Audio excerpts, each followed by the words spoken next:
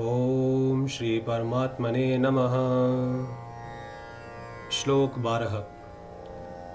द्रोणाचार्य के द्वारा कुछ भी ना बोलने के कारण दुर्योधन का मानसिक उत्साह भंग हुआ देखकर उसके प्रति भीष्म जी के किए हुए स्नेह सौहार्द की बात संजय आगे के श्लोक में प्रकट करते हैं।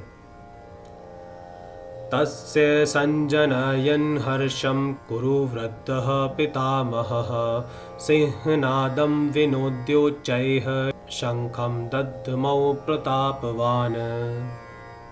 व्याख्या।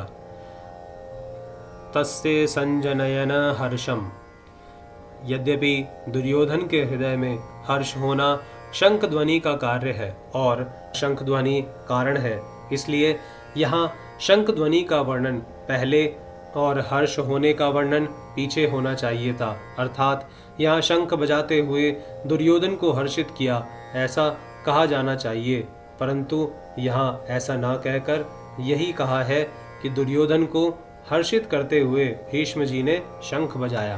कारण कि ऐसा कहकर संजय यह भाव प्रकट कर रहे हैं कि पितामह भीष्म की शंख वादन क्रिया मात्र से दुर्योधन के हृदय में हर्ष उत्पन्न हो ही जाएगा। भीष्म जी के इस प्रभाव को द्योतन करने के लिए ही संजय आगे प्रतापवान विशेषण देते हैं।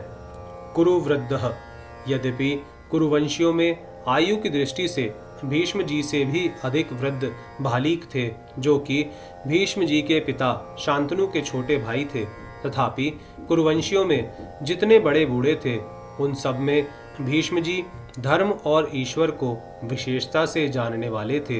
अतः ज्ञान वृद्ध होने के कारण संजय भीष्म जी के लिए कुरुवृद्धः विशेषण देते हैं। प्रतापवान, भीष्म जी के त्याग का बड़ा प्रभाव था। वे कनक कामिनी के त्यागी थे, अर्थात उन्होंने राज्य भी स्वीकार नहीं किया और विवाह भी नहीं किया। भीष्म जी अस्त्र शस्त्रों को चलाने में बड़े निपुण थे और शास्त्रों के भी बड़े जानकार थे। उनके इन दोनों गुणों का भी लोगों पर बड़ा प्रभाव था। जब अकेले भीष्म अपने भाई विचित्र वीर्य के लिए काशी राज की कन्याओं को स्वयंवर से हरकर ला रहे थे, तब वहां स्वयंवर के लिए इकट्ठा हुए सब क्षत्रिय उन पर टूट पड़े, परंतु अकेले भीष्म जी ने उन सबको हरा दिया।